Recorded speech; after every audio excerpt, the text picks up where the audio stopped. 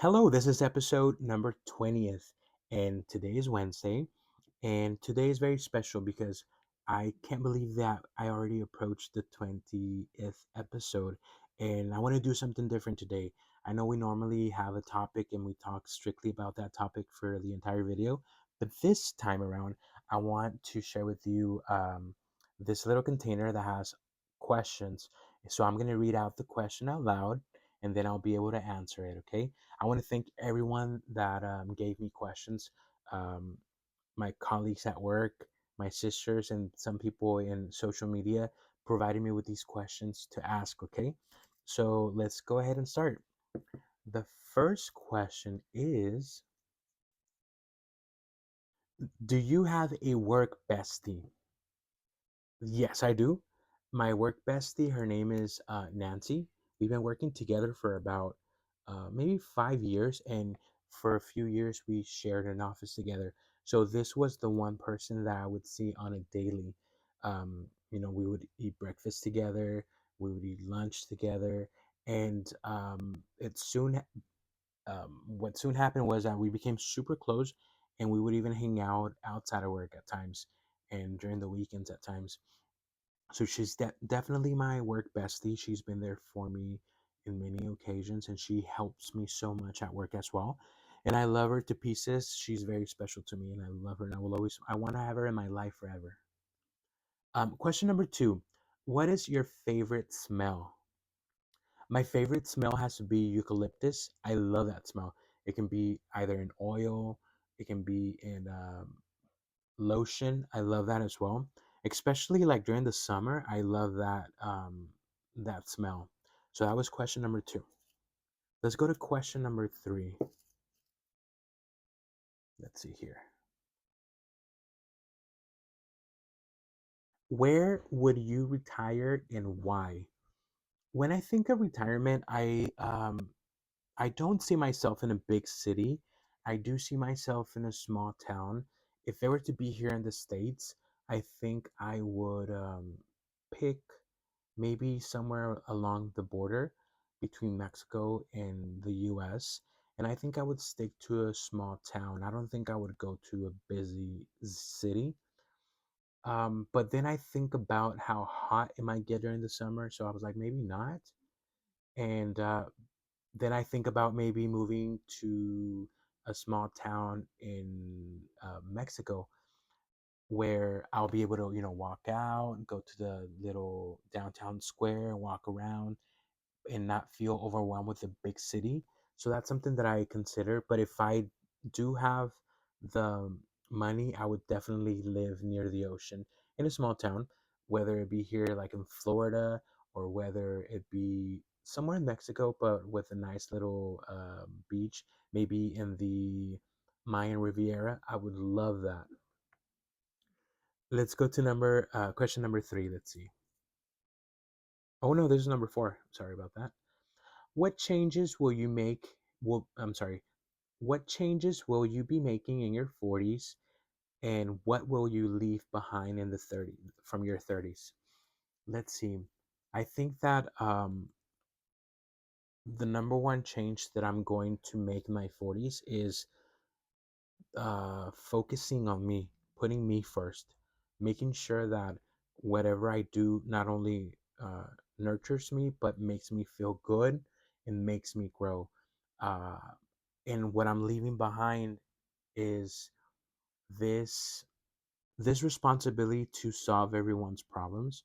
I think I'm leaving that behind. Like I don't want to take that into my 40s.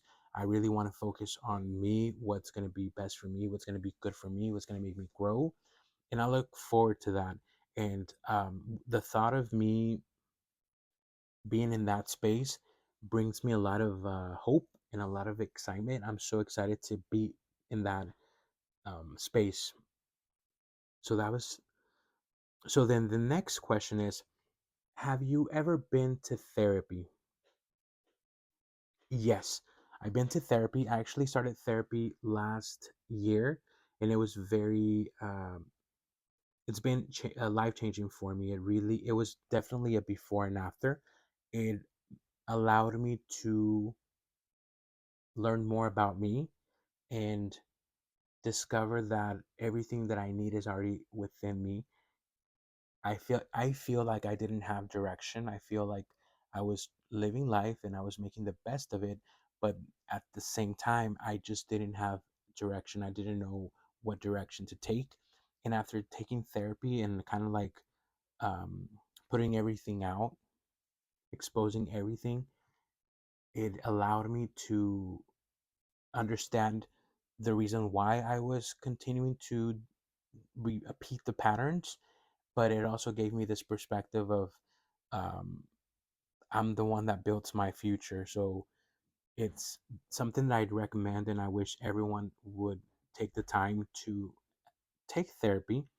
I feel that for a long time, therapy, I felt on my part that it was something so far away, that it was something that only a few individuals could do it. And now I understand that therapy is just the same, is just as important as your monthly appointments to go do your hair, monthly appointments to go do your nails. So you should incorporate therapy as well. The same way you go to the gym every day, you need to have like a schedule for therapy, because that's always the moment that's gonna, after therapy, you always feel good about yourself and you always feel good about your future. So I really recommend that. And if you are taking therapy and you're new to that, please let me know how you feel after. Like, let me know what's the before and after for you. Let's go to the next question. The next question is, what age what age did you lose your virginity, and were you in love? I was 20 years old, and yes, I was very much in love. So it was I'm glad that I was. I've heard stories of, I just didn't want my first time to just be like random. I really wanted to for it to be special, and it was. And so that was my first time. Let's go to the next question.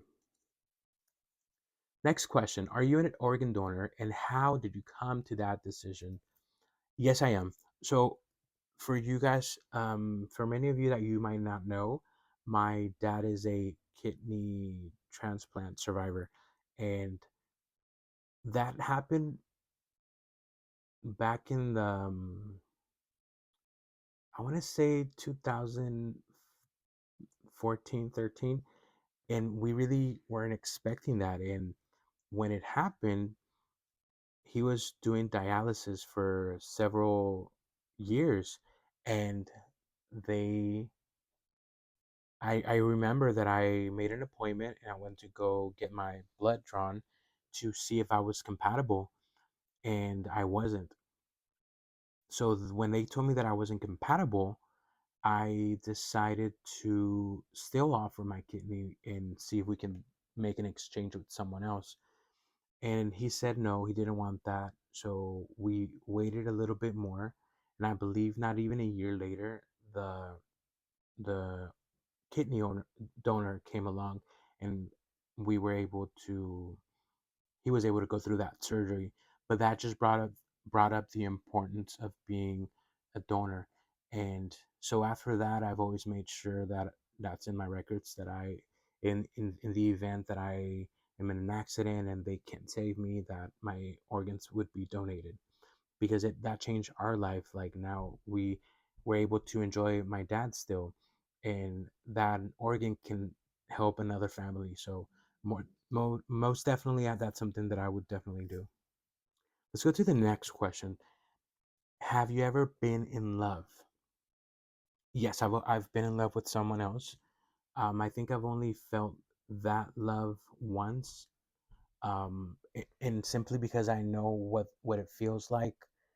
I Whenever I do go out and meet other people, I feel like I can see if where it's going and what that is. And that's why I feel that I haven't gone into other situations that I know are not going to go nowhere. That's my theory. I could be wrong. So yeah, I've been in that situation before, and it was great. Not only is it a good feeling, but it's a moment where you find out so much about you.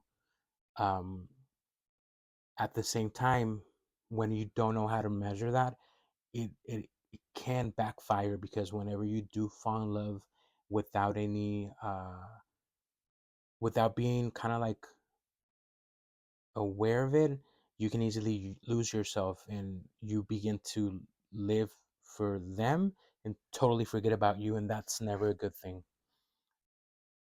The next question is, what injustices turn your stomach the most? I feel that there's many, but one that really triggers me and gets me very upset, it's any injustice to women. I'm not sure if it's the fact that I have all sisters plus two nieces that, and I'm not sure if you guys know, but Mexico is a country that they have a lot of femicides. Like there's they believe that is approximately around 10 women in Mexico daily because of femicides, and it's an alarming amount. And I know that that happens out there, but it also happens here in the States, where a girl can't even go to the grocery store or out for a jog without feeling unsafe. And it makes no sense to me. Like I don't like the idea that sometimes when you're a guy, you know, we're able to go to the store, we're able to travel, we're able to um, go pump gas, and we don't think about our safety that much. We just simply go out and do it. But women out there do have to plan their trips out. Like they need to make sure that I'm gonna make sure that I go during the, you know, in the daylight to go pump gas. I'm gonna park close to the entrance when I go grocery shopping. These are little things that whenever you're a guy you really don't consider. But me listening to friends and listening to my sisters, that's something that's always in my head. And when I come across these you know, a podcast or the news, when I hear all this injustice with women, I get very upset, and I would love to get involved in organizations where they're actually trying to do something to prevent and doing something to stop all that. I would love to get involved in something like that. The following question is, who was your first celebrity crush? Okay, so I made a video in Spanish and I gave a name in Spanish, but I want to, in this episode here in English, I want to talk to you about my first crush in the English television, and it has to be Paul. Sorry, has to be Mark Paul Gosselaar from Saved by the Bell. I think that was my first celebrity crush. And Zach Morris, that's my first celebrity crush. What advice would you give 20-year-old Junior? If I could give 20-year-old Junior advice, there's so much that I would, you know, there's so much information that I would give him, but to prevent him getting overwhelmed with all that information, I would simply say that I would like for him to focus on him and to prioritize him, his well being, his passion, his happiness. If he is able to do that and understand that fully, I think that he would be good in any situation, because being strong within, presenting yourself in a work environment, you're not going to tolerate nonsense. You're not going to tolerate a bad relationship. You're not going to tolerate toxic relationships with family members and friends. So I would definitely focus on that inner growth within him. And I wish someone would have done that with me. But at the same time, I'm glad that I went through what I went through, because it made me the person that I am today. But I do believe that if someone that I trusted would have stepped in and talked to me and provided me with all the knowledge, I want to say that I would have listened, but who knows? Sometimes you can hear a good advice, but you don't believe it until you go through it yourself. So, but if I could, I would definitely tell Junior that to focus on you and be strong within you. Let's go to the next question. The next question is, what relationship would you like to improve? I think the relationship that I would like to improve will would definitely be the relationship that I have with my parents.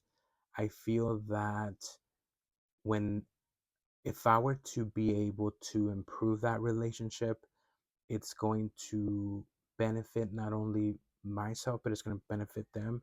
It's going to benefit the entire family because I would be breaking a huge um, family cycle of just not having a good relationship with parents, like having this disconnect where you don't know how to communicate with your children, you don't know how to communicate with your parents.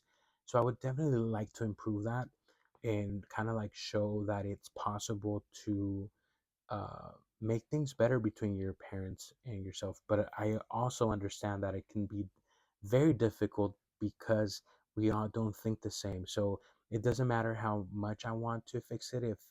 If I have individuals that believe that they are not doing anything wrong and they don't have any urgency to make changes, well, it's not gonna work.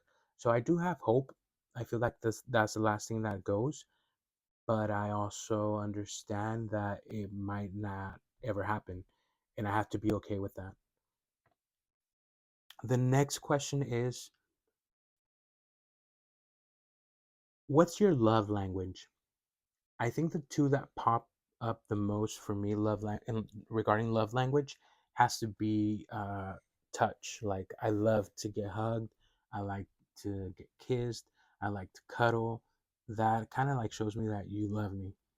And also acts of service. I didn't know that that was for me, but I now discovered that it is. I feel that I'm very independent whenever it comes to doing things. So never have anybody helping me out with anything. So whenever someone steps in and does something for me or brings me something that I like, I feel like they love me. So I didn't know that, but so it's um, touching and acts of service. Those are my two primary love languages. Let's go to the next question. What is your favorite podcast? My favorite podcast right now, and it has been for over a year, is a podcast in Spanish. It's called Se Regalan Dudas. It's two best friends from Guadalajara, Mexico, but I love their content. Like they truly change my perspective of things, and they made me question a lot of things about myself and made me question a lot of things about how I was living my life. And they were the ones that inspired me to begin therapy. So I have to thank them a lot for that. And it's a podcast that I enjoy listening to every Tuesday and Thursdays. I listen to them. So I recommend that podcast to you. And if you don't speak Spanish, there's plenty other podcasts that you can listen to, and you get really valuable information. And I can guarantee that in my podcast, you're going to get some valuable information as well. And so, yeah, there's so many options out there. Just make sure that whenever you're listening, you relate, it resonates with you, and go for it. Go listen to the podcast. It's really good. Let's go to the next question. Which family member has had the greatest impact on you? The family member that has had the biggest impact um, it has to be my abuelita, my grandmother. She taught me a lot of the values that I still carry. A lot of lessons, life lessons I learned from her. She was the one that raised me and my sisters, and she suffered ALS for over 8 years, Despite going through that horrible disease, she was very happy and positive and kind-hearted, and she was truly like an angel to me. And I learned so much from her, and we spent so much time together, and we spoke so much that she really impacted my life. So whenever she passed, I truly felt that a huge part of me died with her. So she's been the one person that has impacted my life tremendously. And I haven't felt her lately, but there was moments where I would feel her presence, and I just hope that she kind of like comes back in my dreams and lets me know that she's still around. But she's been the one person, and I was very blessed to have that time with her. And sometimes whenever I still have my other grandmother. I imagine my grandmother, my abuelita, alive, and that would have been so cool. But life and God have different plans. And whenever now that I see my nieces, I'm like, she never got to meet them, and my nieces never met them. Even my youngest sister Alicia didn't really spend time with her. She was little when she passed, and someone that was so important to me didn't have the chance to impact my youngest sister, and that kind of feels weird. The next question is, let's see, do you believe we only get one love of our life? This is a yes and no. Yes, the only one love that you need to focus on is the love with yourself, because you're the love of your life. If you're good with yourself, everything else is going to fall into place, and we're going to be good. That's one. If it comes down to, do I feel that I can only fall in love once? No. I feel that you can fall in love with one person. It didn't work out. You're gonna fall in love with a different person, because we're so many people in this world, and we're all unique, and we all have something different to offer. Not only that, but you're gonna fall in love in a different way. You're not gonna fall in love the same way that you fell in love with the previous person. So if you're the person that believes that you only fall in love once with another person, please remove that from your narrative. Please remove that from your head, because that's not how it is. You can fall in love multiple times with different people in different ways. So don't stop yourself and go out there and fall in love, okay? The next question is, would you rather cook or order in? I would rather cook. I love to cook. Cooking for me is very therapeutic, and I enjoy it.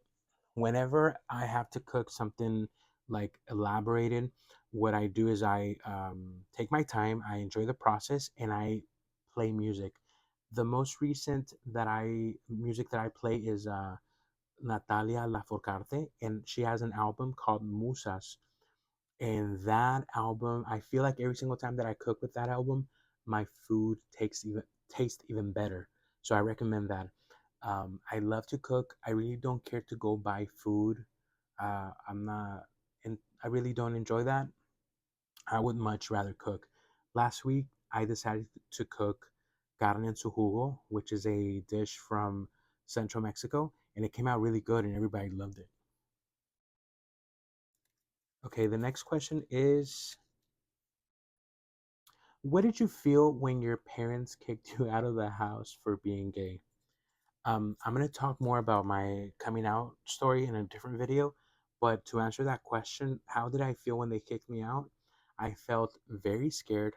I felt lost, and I felt um, like I didn't have any type of value, like I was dirt, like I was scum, like I was nothing. So it felt really horrible to go through that. I learned a lot from that, and I learned that not every person that is gay has a beautiful coming out story. Mine was definitely very difficult, and I feel like at times unnecessary, but at the same time, it made me grow into who I am. But I would love to talk more about that in a different video. But to answer this question, I felt very scared. I felt very vulnerable. Luckily, I was with my partner at that time, so he gave me that strength to carry on with my life, but it was difficult, definitely. And then the last question: would you rather go back in time to meet your ancestors or travel in the future to meet your descendants? That is really easy for me to answer because I would definitely go back and meet one of my ancestors. I've always had this curiosity on who I look like, what if I had like a great aunt, great grandfather, great grandmother, that I have things in common, and I would love to see their face. I would like to know more about them, what they liked. Um, as far back as I can go is maybe my great grandparents, but then after that, I have no idea. So that's something that I always had the urge to know more about. And if there's a possibility for me to learn more about my ancestors, I would love to go through that. It would be so cool. But you know what? Thank you so much for for all the questions. I really appreciate it, and we will keep in touch. I hope you have a great day. Okay, bye.